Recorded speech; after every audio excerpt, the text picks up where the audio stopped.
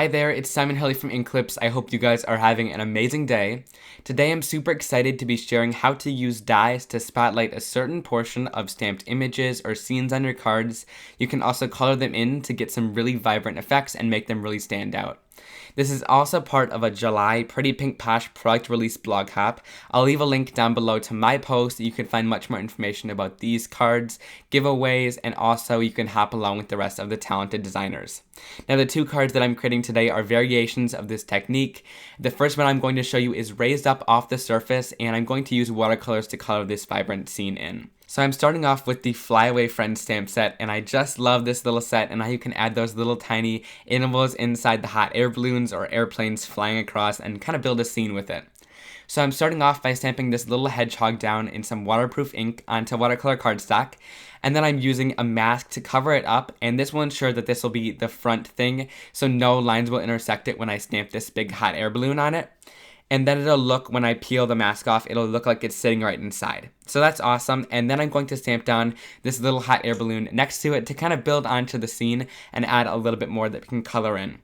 So then I'm peeling that mask off and all the lines are perfect there. And then I'm using the largest of the new stitched diamond die, and I'm going to tape that down on the scene where I want the color to be in. So I can pop that little window out, and that part is what's going to be colored. And then I'm going to slowly peel this off so nothing rips, and then that's going to be kind of the outside portion that'll stay black and white. Now to color this in, I'm going to be using Peerless watercolors, which is basically just a little sheet of watercolor. I've cut these down here to kind of fit in these pockets, but basically they're infused with watercolor on the sheet, so you just need to touch your water brush to them and you can watercolor right onto your cardstock and you get a super bright and vibrant color, which is what I wanted to stand out against that white background that we're going to have the card be. To get some nice shading, all you need to do is just take the dark color that you have and add that right onto the cardstock wherever you want it to be the darkest, and then just take some water in your brush and kind of water that color out, and you get some nice shading effects, and it'll be lighter wherever you just add that water and spreads out kind of the color.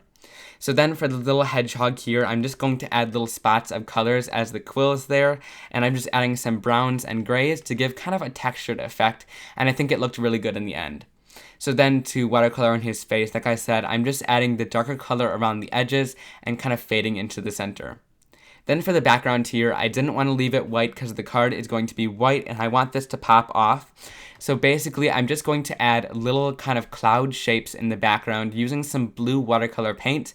And then after that's a little bit more dry, I'm going to come back in just with the water and kind of smooth out some of the edges here, just so it's a nice kind of cloudy background that you have, but it's not too stark. After that's complete, I'm going to be taking kind of the back panel portion of this card, and I'm lining it up with the top fold of the card base, and I'm going to just adhere that right down onto the card. And then I'm going to grab that inside portion of the stitched diamond die that's all colored in, and I cut out a couple more of those stitched diamonds just out of regular white cardstock, and I'm adhering those just using some tape runner right underneath that colored panel. This will add a little bit of dimension and it'll raise it up off of that card and kind of spotlight it. And adding all these on top of each other instead of using something like foam tape, it just makes it a little bit cleaner and sturdier when it goes through the mail. But foam tape is another great thing, and I'll show you guys how to use that later on when I add it on the next card. So I've stacked 4 of those right underneath it to add lots of dimension, and you can add however many you want. So after all those are stacked, I'm going to flip this over, add some adhesive onto the back of this, and add it right into the center on that card, and you can kind of just fit it in like a puzzle piece. It fits nice and perfectly inside there. If you didn't want to add all this dimension on here, you could just inlay it right onto the card and add it right so it's nice and flat with the surface. But I thought spotlighting it and bringing it up like that adds a little bit more dimension to the card and makes it look a little bit cooler. Then I'm stamping down 2 little sentiments that'll read together to say flying by to say happy birthday, and I've cut those out of 2 different strips here.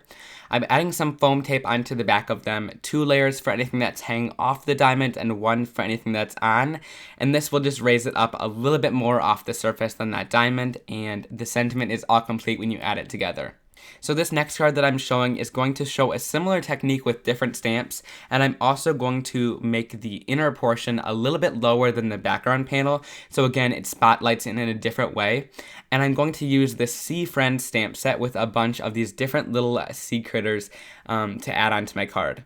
So I'm going to use my mini Misty here to line all of this up, and you can make multiple cards at once or restamp it if you need to.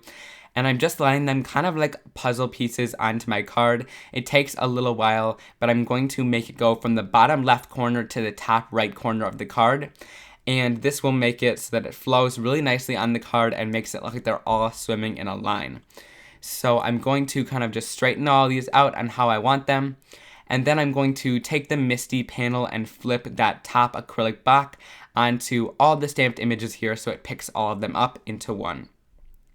And then I'm going to ink up all those stamped images using Memento Tuxedo Black ink, which is Copic friendly and it won't bleed. And I'm going to stamp it right down onto my cardstock. Give it some nice pressure here. I'm doing kind of each image individually and kind of pressing down all of the stamps. And then I noticed that that little fish on the bottom is accidentally flipped upside down, and I didn't want to make it look like it was dead. So I flipped it back the right way onto the card, and this is where it comes in handy to have the Misty, because all I needed to do was re-ink it up and stamp it right down onto a new panel of cardstock here. And then my whole scene is complete. All the fish are stamped well, and I can move on to die cutting this out. And I'm using the Scallop tag die, the largest one, to kind of cut it out at an angle there. Wherever I want to color in the images, I'm cutting it out. And then I'm popping that out and ripping off some of that tape nice and slowly. And you'll see that the inside has that nice scallop detail, but it also has some cool stitching on the inside. So this die gives kind of two really creative effects. I decided to just throw in some of the coloring that we were doing today because it was a pretty big portion of today's video.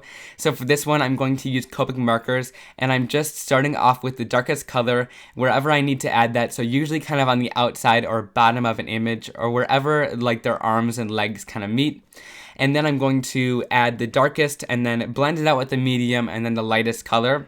I find they get some pretty good blending if you stick with the same color family at the beginning and some similar numbers near the end. And then I just blend it all together and it blends pretty well. However, if you have a color that's a little bit far apart from another, you can add the tip-to-tip technique so you can touch the darkest or lightest color to each other to get some really nice and easy blending. These are my go-to markers whenever I want some really fast and easy, clean blending, because I know they're going to get the job done pretty well and they're very forgiving. So if I make a little bit of a mistake, I can blend it out with a different color, or I can kind of experiment with different colors as well, because they all tend to blend together pretty nicely. Then, like I did earlier, instead of leaving this background white, I'm adding kind of wave textures using that broad chisel tip of my marker to just add some really fine lines of kind of waves and adding some of that texture into the background. Then to smooth it all out and blend it together, I'm using an alcohol pen where I just add some alcohol on the inside. It's supposed to be for alcohol inks, but I find it blends Copic pretty well to soften that whole background and blend it all together. After everything is all colored in, I'm just going to use a white Jelly Roll pen to add some really nice detail to these images. I find that whenever I add white pen, it's kind of a game changer for these, and it just adds some really cool texture, and you can add some fun designs to your images. I just like to keep it simple with some dots and some lines to kind of add some highlights to the images, but you could go crazy with these and add a whole bunch of different designs to each little critter.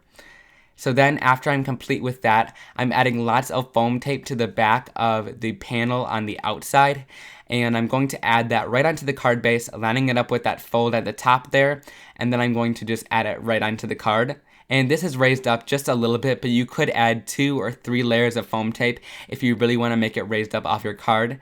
And then I'm going to take that scalloped tag from the inside that we colored in, and I'm going to just add some regular adhesive onto the back of that, so I can add it right onto the inside of that panel there, and it fits in just like a nice little puzzle piece, and you can press it down into your cardstock. So this is just another way to do it rather than having it raised up off your card if you like this version better.